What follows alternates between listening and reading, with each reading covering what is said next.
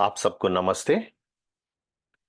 जैसे कि आपने मेरी मेरी पहली श्रृंखलाएं देखी होंगी इसी धर्म का क्वेश्चन एंड आंसर पार्ट पे, तो इस पे मैं अपना एक जो ब्लॉग मैंने बहुत पहले लिखा था, अ, जिसका नाम था क्या ऋषियों में विरोध होता है। वो मेरे ब्लॉग पे आप जाके देख सकते हैं, वर्डप्रेस की वेबसाइट पे। जो पीछे वेबसाइट दिख रही है हमारे समाज की वेबसाइट है। उस पे आप जा सकते हो, ये है arsamageofmelbourne.com। उसमें आप जाओगे तो उसमें जो पुरोहित वेबसाइट मेरी जो दिख रही है उस पे आप क्लिक कीजिए, उसमें मेरे ब्लॉग्स पे क्लिक करके आप वो पढ़ सकते हो। तो उसमें से कुछ कुछ बताता हूं लेते हुए। उसका शीर्षक था क्या ऋषियों में विरोध होता है, और आज का दिन मैंने क्यों चुना है, क्योंकि कि आज फरवरी है, 12 फरवरी है ईस्वी 2024 की। आज विश्व भर में महर्षि स्वामी दयानंद सरस्वती का जन्म दिवस मनाया जा रहा है, 200वां। हालांकि भिन्न भिन्न लोगों ने भिन्न भिन्न उनका समय बताया है, डेट्स अलग बताई हैं, पर लगभग सबके उसमें करने से ये तो आता ही है कि वो 1824 में ही पैदा हुए थे। कुछ कुछ जगह गलत छपा है, जैसे कि देवेंद्रनाथ मुखोपाध्याय की पुस्तक में। उनकी दो कॉपियां मेरे पास है, दो प्रीतियां मेरे पास हैं। दोनों में, एक में 1824 लिखा, दूसरे में 1825 ईस्वी लिखा है। पर आप उसको अगर देखोगे तो उन्होंने, हर कोई ने ये बात जरूर लिखी है कि 1881 विक्रम संवत में हुए थे। तो अब आप कैलकुलेट कर लीजिए, 57 ईयर्स 24 से तो आ जाता है वो। तो इसीलिए अब मैं आगे चलता हूं। ये बात ज्यादा बताने की नहीं है कि उस दिन जन्म हुआ है क्या हुआ, पर ऋषि दयानंद का महत्व क्या है इस संसार के लिए, केवल आर्य समाज के लिए नहीं। वो आर्य समाज के संस्थापक थे, केवल आर्य समाज के पूरे संसार के लिए। पर बताने से पहले ये बता दूं, ऋषि किसको कहते हैं। कई लोग कहते हैं कि ऋषियों का अपना होता है, ऋषियों में विरोध होता है, ऋषि ने ये कर दिया, ऋषि ने इसको श्राप दे दिया, इसको वरदान दे दिया, इसको कुछ कर दिया। पर सुनिए ऋषि होता क्या है, और खुद ही जज कीजिएगा आप, क्या ऋषि ये सब करेगा। अब वेदों के उस पे चलते, पहले निरुक्त भाष्य से बताता हूं मैं। उसमें मैंने मंत्रों की, श्लोकों की, सूत्रों की, जिससे बता रहा हूं उसमें सब लिखा हुआ है। मेरी जो ब्लॉग है उस पर जाओगे तो आप बताए 2311 निरुक्त बताता है कि जो सूक्ष्मदर्शी अथवा तत्वदर्शी है उसे ऋषि कहते हैं। सूक्ष्म यानी माइन्यूट से माइन्यूट देखने वाला, परमाणुओं को भी देख लेने वाला, और तत्वों को जानने वाला, हर एक तत्व किसमें क्या जानने वाला। दूसरा, ऋग्वेद के 112 देख लीजिए, ऋग्वेद सबसे पहला वेद कहा जाता है। उसका जो है उसमें क्या कहते हैं, उसमें कहता है जिसने मंत्रों के अर्थ को देखा है, अर्थात जिसने वेद मंत्रों का दर्शन किया है, वह मंत्र दृष्टा ही ऋषि है। यानी कि जिसकी आत्मा में वेदों के मंत्र जगते हैं, ईश्वर से जुड़ने के कारण अंदर जो उसके उठते हैं वेद मंत्र। ऋषि को आप्त भी कहते हैं, क्योंकि वो आप्ति प्राप्त कर लेता है। अब आप्ति किसको कहते हैं, तो आप्ति की परिभाषा मुनिराज या योगीराज वात्स्यायन, अपने जब महर्षि गौतम के द्वारा एक दर्शन लिखा गया जिसको कहते हैं न्याय दर्शन। न्याय दर्शन का भाष्य योगीराज वात्स्यायन ने किया। ऐसे तो कई लोगों ने भाष्य किया, पर मैं योगियों की बात कर रहा हूं इसलिए योगी पे ही जाते हैं। योगीराज वात्स्यायन का लिखा हुआ है, उसमें उनके आप की पूर्ण परिभाषा देते हैं। वो क्या देते हैं, कहते हैं जो साक्षात सब पदार्थ विद्याओं का जानने वाला, कपट आदि दोषों से रहित धर्मात्मा है, कि जो सदा सत्यवादी, सत्यमानी और सत्यकारी है, जिसको पूर्ण विद्या से आत्मा में जिस प्रकार का ज्ञान है, उसके कहने की इच्छा की प्रेरणा से सब मनुष्यों पर कृपा दृष्टि, सब सुख होने के लिए सत्य का उपदेश का करने वाला है, और जो पृथ्वी से लेकर परमेश्वर पर्यंत सब पदार्थों को यथावत साक्षात करना और उसी के अनुसार वर्तना, इसी का नाम आपती है। अर्थात जैसे कि हमने कुछ देखा, एक पेन देखा या जो भी देखा, ये मैंने एक यूएसबी ड्राइव है, यूएसबी ड्राइव देखी। यूएसबी ड्राइव हम देखेंगे तो कहेंगे उसका शेप कैसा है, उसका कलर क्या है, कैसी लगती है देखने में, अंदर डाटा स्टोर करती है, आदि आदि। ऋषि वो सब तो देखेगा ही देखेगा, पर साथ में कुछ और देखेगा। वो क्या है, उसको कहते हैं कि कितने परमाणुओं की वहां पे मिक्सा है, किस किस तत्वों से बना है, कौन कौन से तत्वों के कौन कौन से परमाणु उसमें है, वो भी देखेगा वो। तो ये सूक्ष्मता से देखना हुआ। हमने तो साधारण उसमें देखा, वो साधारण भी देखता, उसमें भी देखता है। और सत्य ही देखता है। इसीलिए एक ऋषि ने जो देखा दूसरा ऋषि भी उसको वही देखेगा। क्यों? क्योंकि यथार्थ देखते हैं वो। इसीलिए उनकी बातों में कभी विरोध नहीं हो सकता। अब आप बोलोगे ग्रंथों में तो बहुत विरोध मिलता है। जी हाँ, भाष्य करने वाले, अपनी अकल लगाने वाले सामान्य मनुष्य, हमारे जैसे आप और मेरे जैसे लोग अगर उसमें लगाएंगे तो गलत तो आएगा ही, क्योंकि हमने ईश्वर को तो प्राप्त किया नहीं है। ऋषि जो होता है वो निर्बीज समाधि प्राप्त कर लेता है, वो ईश्वर से जुड़ जाता है, ईश्वर को देख लेता है और ईश्वर की प्रेरणा से ही संसार की भलाई करने के लिए वो सत्य का उपचार करता है। आप उसको चाहे ईंट से मारो, पत्थर से मारो, गोबर से मारो। जो ये नहीं जानते उनको ये भी बता दो, महर्षि दयानंद ने 17 बार विष पान किया था, उनको जहर दिया गया था कि वो सत्य ना बोल सके। ऋषि दयानंद को ये भी बड़े बड़े लोग भी दिए गए थे कि रत्नों में रख देंगे, फिर डराया भी था, ऐसा नहीं करेगा तो तुझे मार देंगे, तू ये बात हटा दे। ऋषि ने सत्य ही अपनाया। मैं वो सब नहीं बताने वाला कि जो स्टोरीज वो आपको सब जगह मिल जाएंगी, बहुत लोग बताते हैं वो, पर ये मैं बताने वाला हूँ कि ऋषि के काम क्या हुए। पहले तो ऋषि जाने क्या होते हैं, ऋषियों के ग्रंथ जो लिखे होते हैं उनको आर्ष ग्रंथ कहते हैं, ऋषियों द्वारा लिखे गए। सामान्य आदमी के ग्रंथ तो होंगे कुछ जो अपने बनाता है वो। अब ऋषि का काम क्या हुआ? अब देखिए, सबसे बड़ा काम मैं जिसको मानता हूं, सबसे बड़ा मानवता पे उपकार ये किया ऋषि ने, हमको सत्य दिखा दिया।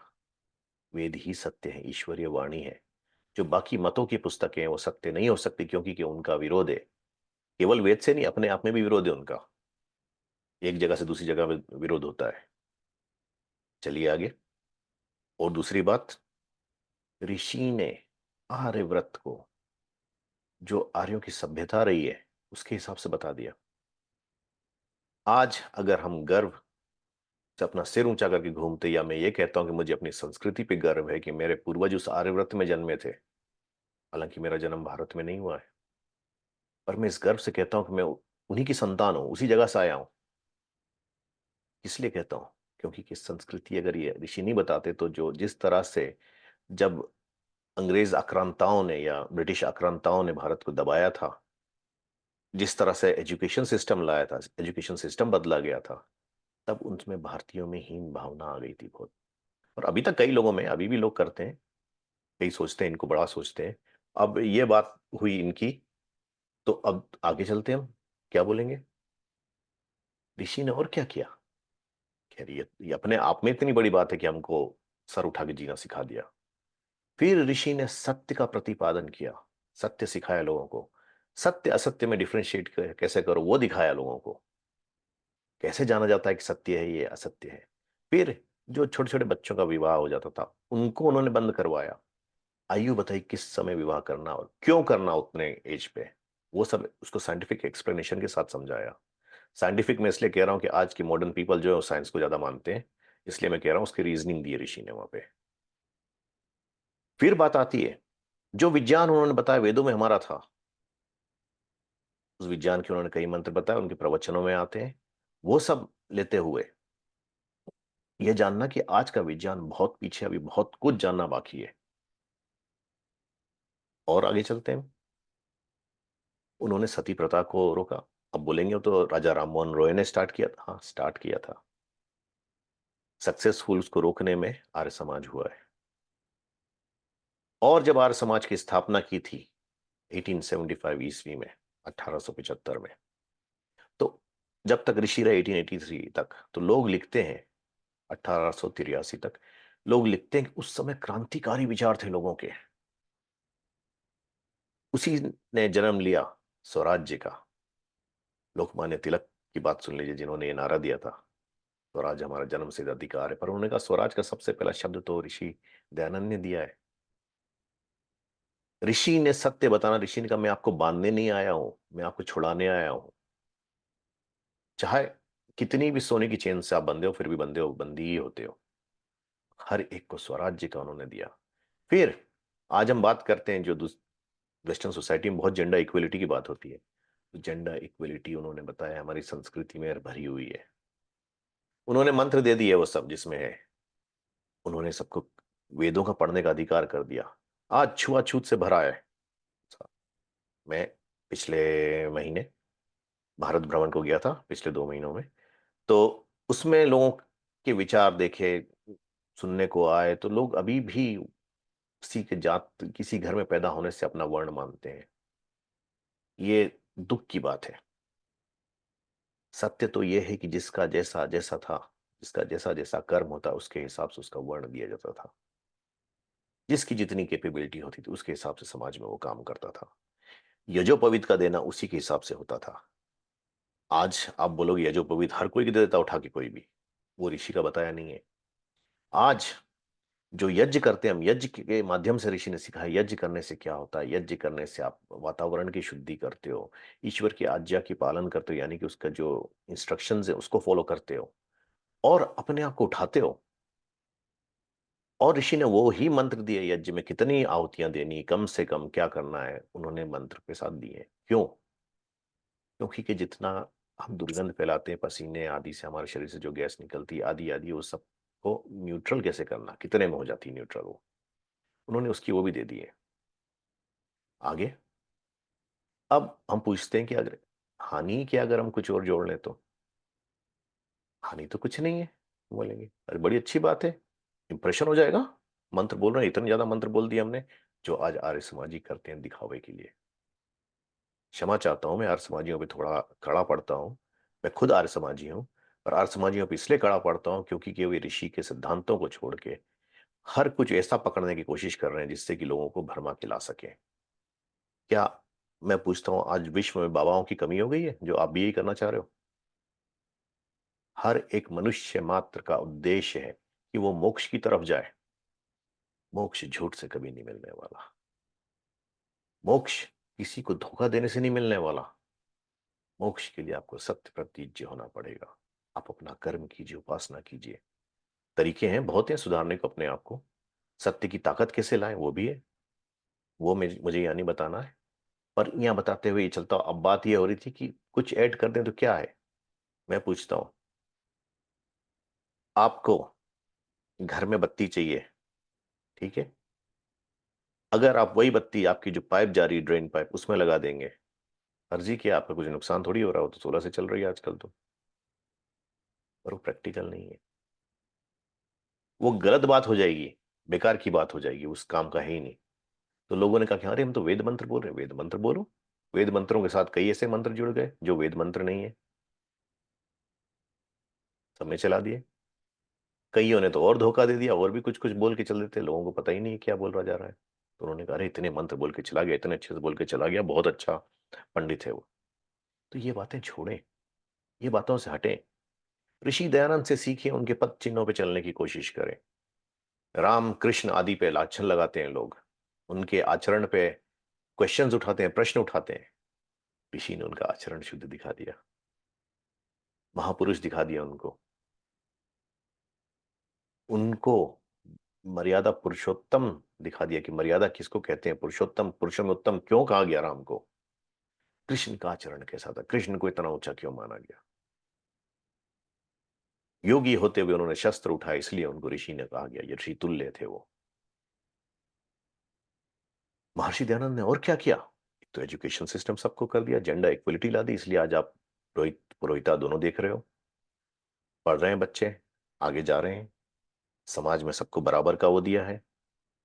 फिर विधवाओं की हालत जो खराब हो रही थी, उन्होंने ही वो कर दिया कि विधवा को भी पुनर्विवाह का अधिकार है, क्योंकि उस समय केवल पुरुष को अधिकार था। पुरुष केवल ये करता था कि ये औरत मरी, उसकी या कुछ हुआ तो दूसरी शादी कर लेता था वो। तो उन्होंने बताया विधवा जो हो गई हैं, जिनके पति चले गए, उनको भी अधिकार है। उन्होंने शास्त्र खोल दिया हमारे आगे, सीधा रास्ता बता दिया, जिससे कि हम अपने आप को सुधार सके, हमारा उत्थान हो सके, हम ऊपर उठ सके। अब हम उसको नहीं मानते हैं तो कमजोरी किसकी देंगे? ऋषि की तो कमजोरी हो नहीं सकती है, ऋषि तो मोक्ष में चला गया है। हमारे जैसे लोगों की कमजोरी होती है तो हम दुख काटते हैं, सुख काटते हैं, गिरते हैं, ईश्वर से लड़ते हैं, कभी ईश्वर को बुरा बोलते, कभी ऋषियों को बुरा बोलते, कभी किसी और को बोलते कि इसने ऐसा कर दिया। सत्य ही पकड़ना चाहिए, सत्य ही मानना चाहिए। क्यों? क्योंकि अगर दो विरोधी वाक्य होते हैं ना, तो सत्य एक ही हो सकता है। आप या तो ये है, या तो ये है, या तो ये है। ये नहीं कह सकते कि अंधकार भी है उजाला भी है। अब अगर कोई कहना चाहे कि नहीं नहीं नहीं नहीं, मैंने बहुत ब्राइट लाइट लगाई है, सूर्य से ज्यादा ब्राइटनेस वो देती है, आप खुद सोच लें क्या बोलोगे उसको आप। मैं तो कुछ नहीं बोलता है, या आप ही सोच लीजिए क्या बोलेंगे। उसी तरह से हमने कहा कि हमको कॉम्प्रोमाइज करना कि लोग आके हमसे जुड़ें। लोग जुड़ेंगे जब आप में सरलता देखेंगे। मैं ऑस्ट्रेलिया की एक की बात बताता हूँ। यहाँ पे मेरे काम पे सिक्योरिटी गार्ड था, वो जब बात कर रहा था तो उसने काफी इंडियन से मिला। वो मुझसे कहता है, प्रशांत अगर तुम इंडियन ना होते, मैं इंडियन एथनिसिटी नहीं होती, मैं इंडियंस पे कभी भी विश्वास नहीं करता। तुमको देखा, तुम इतने सरल हो, सबसे मिलते हो, अहंकार रहित हो उसमें। हालांकि लोग मुझे कहते हैं कि मुझे बहुत अहंकार है। क्यों? क्योंकि मैं गलत को गलत कह देता हूँ। हालांकि मुझे विरोध नहीं है ऐसे लोगों से भी, वो उनकी है। यहाँ आर्य समाज बहुत चलते हैं। 2 आर्य समाज तो मैंने ही यहाँ फॉर्म किए हैं मेलबर्न में। केवल 2 रजिस्टर्ड आर्य समाज, दोनों मैंने फॉर्म किए हैं।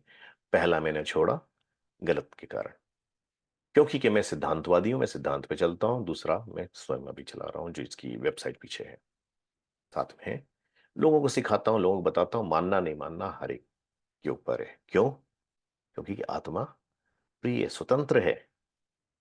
ऋषियों ने ही बताया ये बात कि काम करने के लिए तो आत्मा स्वतंत्र है, जो कर्म करना चाहती है करे, फल उसके हाथ में नहीं होता। गीता में भी आ जाता है ये बात। तो ये जो मेरा बताने का था कि ऋषि दयानंद का आप लोग हृदय से धन्यवाद करें। क्यों? क्योंकि कि वो ऋषि के आने से हम जो गलत की तरफ, जो हमारा ह्रास होते जा रहा था, गिरते जा रहे थे, उसमें उठने के लिए हमको वो प्रकाश दिखा दिया, वो रस्सी पकड़ा दी कि पकड़ के ऊपर उठो, नहीं तो गड्ढे में गिरते जा रहे हो तुम लोग, अंधकार भरे गड्ढे में। अब मैं आपसे यही निवेदन कर सकता हूं, आप सब सत्य जाने। ऋषि के होने पर शास्त्रार्थ होते थे। शास्त्रार्थ का मतलब ये नहीं कि किसी को नीचा दिखाना या ऊंचा दिखाना। शास्त्रार्थ का मतलब होता है प्रश्न उत्तर के साथ अपनी शंकाओं को दूर करना। एक पक्ष रखता है, एक विपक्ष रखता है। न्याय दर्शन में इसकी परिभाषा दी हुई है, इसको समझाया गया है कैसे करना है। हालांकि आज आप जब करते हो तो लोग कह देते हैं, अरे ये तो ईगो दिखा रहा है, बोला अहंकार दिखा रहा है। तो अहंकार की बात नहीं है, बात है सत्य पे आने की, सत्य समझने की, सत्य जानने की। आप सत्यमानी सत्यकारी आदि तभी हो सकते हो जब सत्य पे ही चलोगे, सत्य को ही करोगे। अगर आप, ऋषि ने कहा है सत्यार्थ प्रकाश की भूमिका में कि वो मनुष्य पक्षपाती होता है जो अपने असत्य को भी सत्य सिद्ध करना चाहता है और दूसरे के सत्य को असत्य सिद्ध करना चाहता है। पक्षपाती प्रेजुडिस्ड होता है वो। किसी पक्ष का होता नहीं, नहीं मैं ये सीख लूंगा, वो से नहीं। आप ओपन माइंड से आओ, बैठो, प्रश्न उत्तर करो। मैं ये जो वीडियोस बना रहा हूं उसके में आप क्वेश्चंस पूछो, मुझे भेजो क्वेश्चंस। मुझे कोई प्रॉब्लम नहीं है उसमें उत्तर देने में। आप चाहेंगे तो आपका नाम भी नहीं आएगा, प्रश्न भी उसमें नहीं दूंगा मैं, वो किसी और के नाम से दे दूंगा या कुछ। क्यों? क्योंकि कि उद्देश्य मेरा सत्य बताना है। मेरा उद्देश्य आपको नीचा दिखाना है, किसी को नीचा दिखाना नहीं है। हाँ, कुछ आर्य समाजी कुछ और बोलेंगे तो बोलेंगे। लोगों ने कहा आर्य समाजियों ने पुस्तक लिखी, पर ये बात देख ले, ऋषि की लिखी पुस्तक और दूसरों की लिखी पुस्तक में क्या बात है। सत्यार्थ प्रकाश, आज आप लगभग हर आर्य समाजी सुनेंगे वो कहता है सत्यार्थ प्रकाश एक अजय ग्रंथ है, बहुत बड़ा ग्रंथ है, उसने कईयों को बदल दिया। अब उसी से पूछे आपने पढ़ा है? तो 90% लोगों ने सत्यार्थ प्रकाश पढ़ा नहीं है, रखते हैं कॉपी सब है। मैं कहता हूं पढ़िए, समझिए, आपकी बुद्धि खोल देगा वो। आपकी जो गलत मान्यताएं उसको बदल देगा, सुपरस्टिशन वगैरह खत्म कर देगा। ऋषि ने जैसे सुपरस्टिशन वगैरह खत्म किया वहां पे, महिलाओं को आदर मिला, घर की शक्ति के उस रूप में बताया गया। जेंडर इक्वलिटी जो वेस्टर्न सोसाइटी की बात आज जो चल रही है, वो ऋषि द्वारा दी गई थी। विज्ञान ऋषि ने दिया। लोग अब बोलते हैं कि ऋषियों को कैसे पता था कि उसकी सूर्य से पृथ्वी की डिस्टेंस कितनी है, सूर्य की आयु कितनी है, सूर्य की चमक कितनी है, उसके प्लैनेट्स वगैरह जो हैं, ग्रह नक्षत्र जिनको कहते हैं, वो कैसे घूमते हैं, ग्रेविटेशन फोर्स क्या है, ये सब उन्होंने एक्सप्लेन कर दिया वेदों से। अब लोग ये कहते हैं मैं तो ऋषि दयानंद का शिष्य हूं। आपको बड़े बड़े बाबा हैं मिलेंगे जो आज ऋषि बन के घूम रहे हैं। मैं तो ऋषि दयानंद का शिष्य हूं, मैं तो वही बोलता हूं जो ऋषि बोलता है। ये ऋषि के विरोध में ही बात करते चलते हैं। जहां पे जैसा उनको मिलता है, जहां ताप मिलता है वहां सेकने बैठ जाते हैं वो। मेरी ये बातें कंट्रोवर्सी आपको लग रही है, मैं किसी के विरोध में नहीं बोल रहा हूं, मैं खाली असत्य के विरोध में बोल रहा हूं। किसी पार्टिकुलर मानव के साथ व्यक्तिगत विरोध मेरा किसी से नहीं है, पर हाँ, सत्य से मेरा पूर्ण विरोध है और मैं बोलूंगा भी। इसीलिए मेरा ये कहना है आप सबसे निवेदन है, हाथ जोड़ के प्रार्थना है कि ऋषि को समझिए। ऋषि को समझने वाले प्रोफेसर जॉर्डन्स, जो इंडियन नहीं होते हुए एशियाटिक स्टडीज के वो होते हुए कैनबरा यूनिवर्सिटी में होते हुए जाके पढ़ के उन्होंने अपने जीवन निकाल के इसके बारे में जान के, बाबू देवेंद्रनाथ मुखोपाध्याय 20 वर्ष निकाल दिया उन्होंने अपने ऋषि को जानने के लिए, जीवन से जानने की वो सब। स्वामी श्रद्धानंद, पंडित लेखराम, लाला लाजपत राय, पंडित गंगा प्रसाद उपाध्याय, पंडित इंद्र विद्या वाचस्पति, इन सब ने ऋषि दयानंद पे पुस्तकें लिखी है। मैं तो औरों ने भी लिखी है, मैं केवल इनकी बता रहा हूं क्योंकि इनकी कॉपीज मेरे पास है, इसलिए मैं इनकी बात बता रहा हूं। इनकी प्रीतियां मेरे पास है। अगर ना होती तो मैं इनको नहीं बोलता, क्योंकि इस पे से अगर किसी ने प्रश्न उठाया तो मैं उसमें से कोट करके आपको बता सकता हूं। हालांकि छपने में कहीं कहीं जगह गलत है, जैसे कि बाबू देवेंद्रनाथ मुखोपाध्याय के ऋषि दयानंद चरित्र जो है, दयानंद चरित्र उनकी पुस्तक है, मेरे पास दो प्रतियां हैं उसकी। एक में उनका जन्म की डेट 1824 है, दूसरे में जन्म का साल जो होता है, संवत्सर जो होता है, तो उसमें 1825 लिखा गया है। पर आप जब विक्रम संवत 1881 दोनों में लिखा है, आप उससे कंपेयर करोगे तो आपको 1824 आ जाएगा। और उसी पे डॉक्टर भवानी लाल भारती, बहुत बड़े विद्वान है, उन्होंने भी लिखा है नव जागरण के पुरोधा ऋषि दयानंद सरस्वती। बहुत सुंदर पुस्तक है उनकी, वो पढ़िए, जानिए ऋषि ने क्या किया है, उसमें बहुत उन्होंने एक्सप्लेन किया है। ऋषियों के पत्र व्यवहार, ऋषियों के भाषा, ऋषियों की खरी बात आदि आदि, ऐसी पुस्तकें बहुत निकली हैं। पर मैं जो जो पढ़ने को बोल रहा हूँ वो पढ़िए। सत्यार्थ प्रकाश तो पढ़िए ही पढ़िए, और दिल खोल के पढ़िए, माइंड खोल के पढ़िए, अपना दिमाग भी खोलिए उसमें, दिल दिमाग खोल के बिना प्रेजुडिस के पढ़िए। वो समझने की चेष्टा कीजिए, प्रयत्न कीजिए कि क्या है, क्यों लिखा है ऋषि ने ये, उसका मतलब क्या हो सकता है। क्योंकि कि लोग ना बना के अपना बोलने में बहुत होते हैं, उनको अपना उल्लू सीधा करना है। तो कुछ भी बना के अपने आप को बड़ा दिखा के आपसे प्रचार करने के लिए आके। और दूसरी बात है, आर्य समाज में ऐसे ऐसे ऑफिशियल्स आ चुके हैं, बड़े बड़े आर्य समाज की बात करें, छोटे मोटे आर्य समाज तो नहीं, मेरा आर्य समाज में तो खैर छोटे मोटे ही है, छोटा सा ही है। बड़े आर्य समाज की बात करो, ऐसे ऐसे ऑफिशियल्स ने ले लिया है, उसमें से बहुत कम अच्छे हैं, अधिकांश कॉम्प्रोमाइज करने वाले हैं और अपना उल्लू सीधा करने वाले हैं।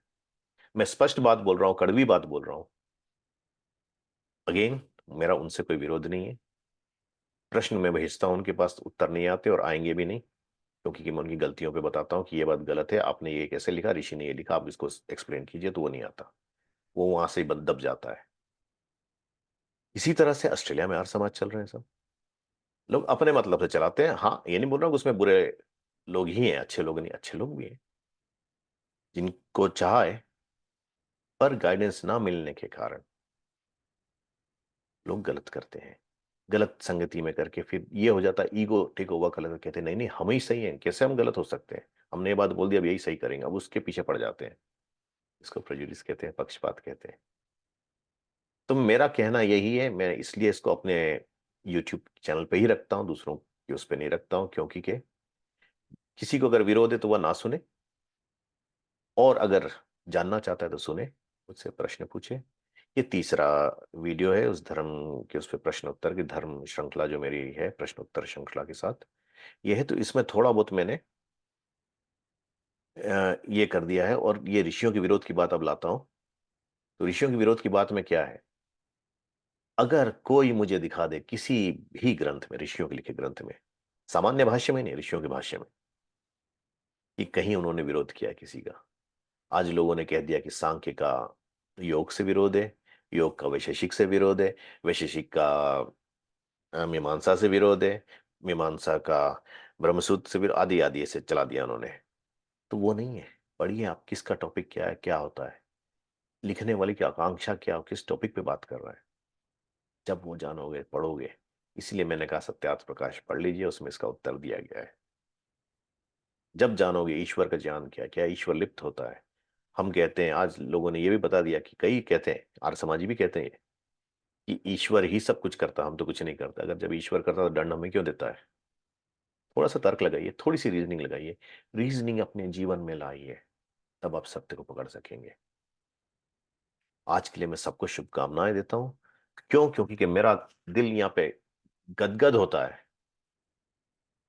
मुझे खुशी मिलती है ये ऋषि दयानंद आए। ऋषि दयानंद आए थे इसीलिए हम सत्य को पकड़ने की ताकत रख पाए, नहीं तो नास्तिक होके घूमते हम, गलत पकड़ते, जिसने जो बताया उसको करते, इसको उसको मानते चलते। अंगूठियां आदि जो ढोंगी बाबा वगैरह देते हैं ना, उनमें विश्वास रख के चलते। कहीं पे चादर चढ़ाते, कहीं पे शॉल चढ़ाते, कहीं पे फूल चढ़ाते, कहीं पे मिठाई चढ़ाते, कहीं पे पैसा चढ़ाते, और कहते हमारे पाप माफ हो गए। अगर वैसे पाप माफ करने लगा ईश्वर, तो ईश्वर को आप क्या बोलोगे? आप उसको भरमा सकते हो उससे? हाँ? भ्रम में पड़ा सकते हो उसको भी? रिश्वत देखे, फिर उसमें और मनुष्य में अंतर ही क्या हुआ? मेरा यही कहना है कि आप अपने आप को सुधारिए, वो आचरण पे लाइए, विद्या ग्रहण कीजिए, विद्या के बिना कोई रास्ता नहीं है। उपासना पे जाना है, लोगों ने भक्ति आदि कहा है कि भक्ति, भक्ति भी उसके बिना नहीं आती। जिन्होंने गीता पढ़ी है उसका 18वां अध्याय जो है गीता का, पढ़ लीजिए, इसमें अपना मत देते हैं श्री कृष्ण भी, उसमें भी बताते हैं ज्ञान से ही रास्ता हुआ है। पर लोगों ने तो बता दिया भक्ति के लिए, से ऐसे ही बता दिया कृष्ण ने, पर आप समझिए, पूरी बात समझिए, उसको सोचिए क्या बताया है, तब देखिए श्री कृष्ण ने क्या कहा है और किस लिए कहा है। कि हर ऋषि या ऋषि तुल्य व्यक्ति जो होता है या योगी जो होता है, वो जब आपको बताएगा सत्य ही बताएगा, और आपके भले की ही बात बताएगा, चाहे आप उसको माने ना माने, वो आपके ऊपर है। तो आज मैं सबको शुभकामनाएं देता हूं, हर एक को, हर एक मनुष्य मात्र को, संसार के, क्यों? क्योंकि कि आज उस ऋषि का जन्मदिन है, 200वां जन्मदिन है। कई जगह फंक्शन हो रहे हैं, कई जगह उसका महोत्सव हो रहा है, उनका जन्मदिन मनाया जा रहा है, बड़े बड़े विद्वान बोल रहे हैं आज उस पे। बड़ी अच्छी बात है, ग्रहण कीजिए, अच्छी बात ग्रहण कीजिए, रीजनिंग कीजिए, जो गलत है उसको छोड़िए। मैं फिर से बताता हूँ, मैं आप सबका धन्यवाद करता हूँ ये सुनने के लिए, और उस ऋषि की जय गाथा करते हुए, ऋषि की जय कहते हुए, महर्षि दयानंद की जय करते हुए। क्यों? क्योंकि कि महर्षि ब्रह्मा से लेके महर्षि दयानंद तक के जितने ऋषि, सब में किसी में विरोध है ही नहीं, सब एक जैसा ही करते हैं। उसके पहले 4 ऋषि और थे, अग्नि, वायु, आदित्य, अंगिरा, जिनको एक एक वेद मिले। ब्रह्मा से ने 4 वेद पढ़े, उसके बाद से लेके दयानंद तक 4 वेद जानने वाले हुए, जिनकी आत्मा में उठाओ वेद मंत्र। ये मुझे बताना नहीं है। वर्ण व्यवस्था इन्होंने स्थापित की ऋषि ने, कि कर्म से ही वर्ण माना जाता है, जात से नहीं। जात का मतलब जो आज लेते हैं लोग, के पैदा हो उस घर में तो वही जात के हो आप, तो नीचों को नीचे ही रखना, वो जो ऊपर है तो रखे, चाहे उसके पास कोई कैपेबिलिटी ना हो। वो सब उन्होंने हटाया है। फिर सुपरस्टिशन हटाया है, गो हत्या वगैरह के विरोध किया है ऋषि ने। गो करुणा निधि इतनी सुंदर पुस्तक लिखी है ऋषि ने। फिर जो आर्च टर्म्स होती है, टर्मिनोलॉजी जो होती है, उनको उन्होंने दी। ऋषि के ग्रंथ पढ़ने के लिए ये सब जरूरी है। अगर वो सब ना पढ़ सको आप, सत्यार्थ प्रकाश तो पढ़ो ही पढ़ो, ऋग्वेद आदि भाष्य भूमिका तक नहीं पहुंच पाओ तो अलग बात है, पर सत्यार्थ प्रकाश तो पढ़े। एक पुस्तक तो हम पढ़ ही सकते हैं अपने जीवन में, उतना तो सेक्रीफाइस कर ही सकते हैं, जब आपके भले की ही बात हो रही है, किसी और की नहीं। आपका ही भला होने वाला उसमें। करें। धन्यवाद। नमस्ते।